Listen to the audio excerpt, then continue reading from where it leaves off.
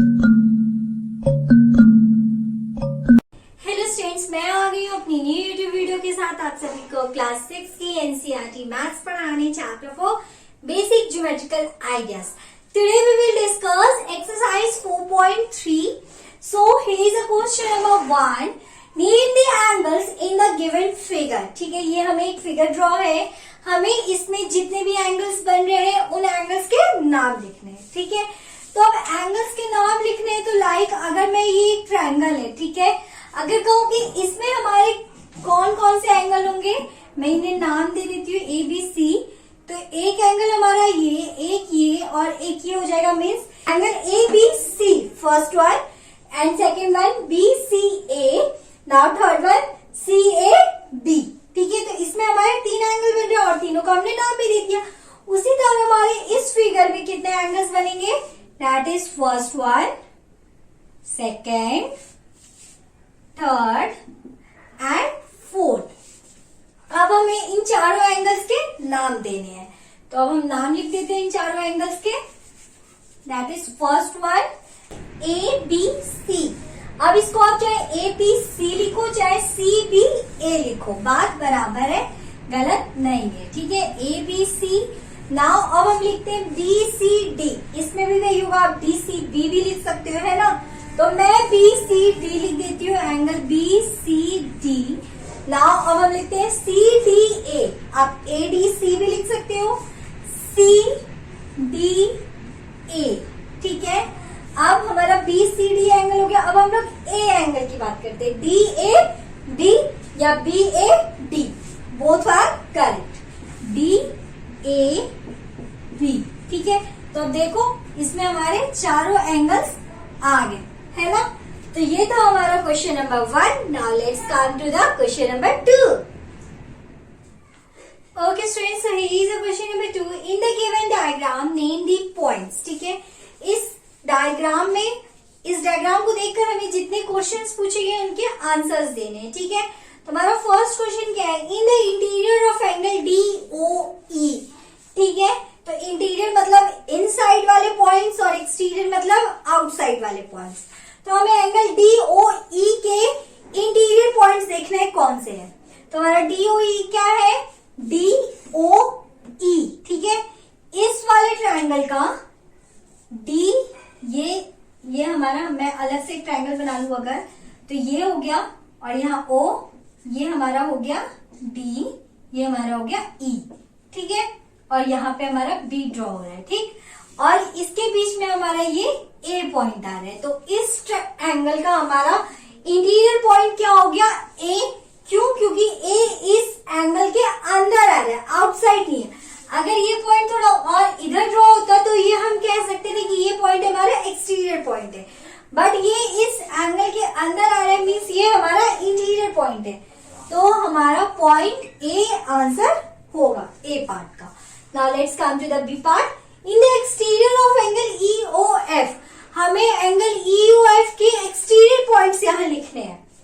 तो हमारा angle E O F क्या है, ई ओ एफ. इस एंगल के हमें एक्सटीरियर पॉइंट लिखने हैं. एक्सटीरियर मतलब अब इस एंगल की बात हो रही है, मीन्स ये ए और डी हमारे लिए एक्सटीरियर हो गया, इस एंगल के लिए एक्सटीरियर हो गया, है ना. एंड ये C is also exterior point. तो हमारा आंसर होगा C A D. Point C A D are the exterior point of angle E O F. ठीक है, अब हमारे पार्ट सी में क्या है, on angle E O F. Angle E O F पे जितने पॉइंट्स है उनके हमें नाम देखना है. तो हमारा एंगल ई ओ एफ ये है, इसमें नेम हमारे क्या है, ई बी ओ एफ. ओ हमारा ऑरिजिनेट है तो ओ भी हम लिखेंगे. तो हमारा point E O, point E B O and last one F. ठीक है, तो angle B, sorry, point E B O F are the points of angle E O F. ठीक है, okay, this was the question number 2. Now let's come to the last one, that is question number 3. Okay students, so here is the question number 3. Draw rough diagram of two angles such that they have part A one point in common. ठीक है, तो इसको क्या कह रहे हैं कि हमें रफ डायग्राम, कुछ भी डायग्राम्स बनाने हैं जिसमें हमारे दो एंगल्स आए, जिसको में पार्ट 1 में वन पॉइंट इन कॉमन, मतलब एक पॉइंट को कॉमन लेकर हमें दो एंगल्स के नाम लिखने हैं। ठीक है, तो अब हम देखते हैं कैसे। मैंने यहाँ एंगल ABC बनाया ये, ठीक है। अब इसमें एक एंगल तो हमारा ABC हो गया B पॉइंट को कॉमन लेके, ठीक है। अब हमें एक एंगल का और नाम देना है सिर्फ B पॉइंट को कॉमन लेके, क्योंकि यहाँ पे हमें 1 पॉइंट इन कॉमन कह रहे हैं, ठीक है। तो अगर मैं ऐसे करूं तो और यहाँ पे नाम दे दूं D, तो अगर CBD एक एंगल कर दूं तो ये पॉसिबल नहीं होगा। क्यों? क्योंकि हमें एक ही पॉइंट कॉमन लेना है। एंगल ABC एक हमारा हो गया एंगल, ठीक है। अब मैं अगर CBD ले लूं तो देखो इसमें ये B पॉइंट तो हमारा कॉमन है, ये C भी हमारा कॉमन हो जाएगा, लेकिन हमें यहाँ पे एक ही पॉइंट कह रहे हैं, इसलिए ये C यहाँ पे नहीं होगा, ये वाला एंगल हमारा नहीं बनेगा। इसलिए यहाँ पे मैं और एक रफली डायग्राम करके E देके ये वाला हम एंगल ड्रॉ कर सकते हैं, एंगल DBE। देखो अब इसमें हमारा एक ही पॉइंट कॉमन हो रहा है, डेट इज B, है ना। तो ये हमारा फर्स्ट का डायग्राम ऐसा बनेगा, ठीक है। Now let's come to the part B। Okay students, here is a part B, 2 point in common. इसमें हमें दो पॉइंट्स को कॉमन लेके करने हैं, तो मैं अगेन वही अपना एंगल बना लेती हूँ POQ, ठीक है। एक एंगल तो हमारा हो गया एंगल POQ। नाउ अब हमें सेकेंड एंगल बनाना है, तो जिसमें हमारे दो पॉइंट कॉमन हो, that is 1O। Second angle बना लूंगी अगर मैं इसे, तो देखो इसमें O, अगर सेकेंड पॉइंट को मैं लिखती हूँ यहाँ पे R दे देती हूँ, एंगल QOR, ठीक है। अब हम इसमें दो पॉइंट कॉमन बताने हैं, तो दो पॉइंट देखो हमारे कॉमन हो गए, that is O and Q, है ना। दो पॉइंट्स भी हमें कॉमन मिल गए, O and Q are the 2 common points, ठीक है। तो हम लिख देते हैं O and Q are 2 common points, ठीक है। तो देखो हमने दो एंगल के नाम भी दे दिए और हमारा O और Q दो कॉमन पॉइंट भी हो गया। तो ये हमारा रफली डायग्राम बन गया, ठीक है। तो this was the part B। Now let's come to the part C। Okay students, so here is a part C, 3 points in common. अब हमें 3 पॉइंट्स को कॉमन लेके करना है, ठीक है। तो मैं ड्रॉ करती हूँ DEF। ये मैंने रफली डायग्राम ड्रॉ कर लिया, ठीक है। एक एंगल हमारा हो जाएगा एंगल DEF, ठीक है। अब दूसरा एंगल मैं ड्रॉ कर दूं यहां से और इसका नाम दे दूं G, तो हमारा FEG, ठीक है। ये तो हमारे दो एंगल हमें मिल गए, ठीक है। अब मैं 3 कॉमन पॉइंट्स की बात करूं तो देखो E और F तो हमारा कॉमन हो रहा है, बट हमें यहाँ 3 पॉइंट्स करने मीन्स इस लाइन पे हम कोई भी एक पॉइंट और ड्रॉ कर देते हैं H।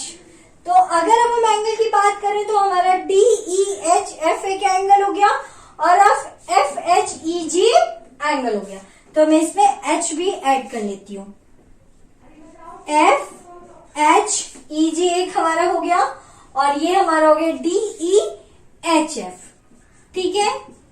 तो देखो हमें कॉमन पॉइंट्स मिल गए EHF, तो मैं यहाँ पे लिख देती हूँ EH and F are 3 common points, ठीक है।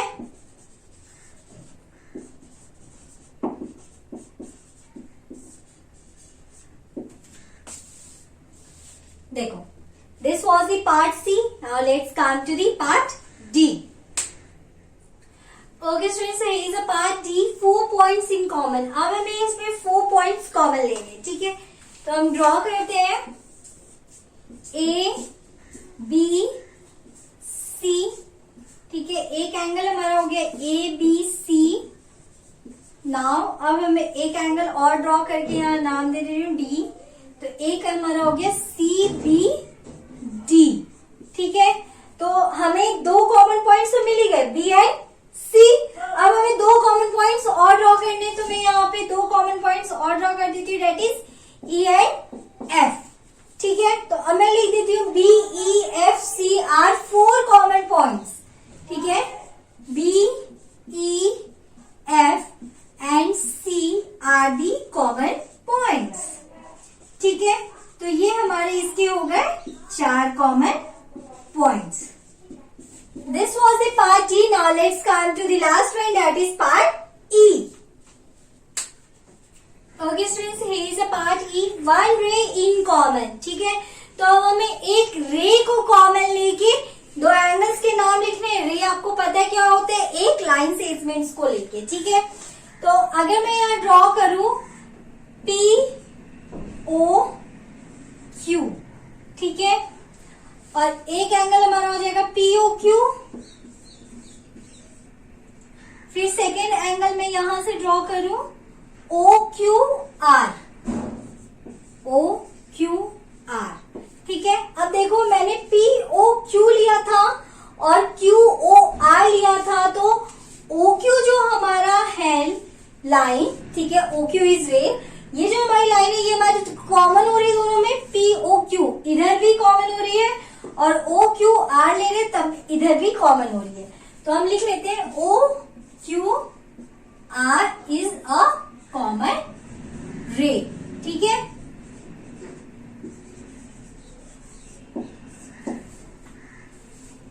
This was the part E of question number 3। It was the last question of exercise 4.3। I hope आप सभी को समझ में आया होगा। If you have any doubt, any query regarding any question, you can comment in comment box and don't forget to subscribe our channel. Okay, thank you students.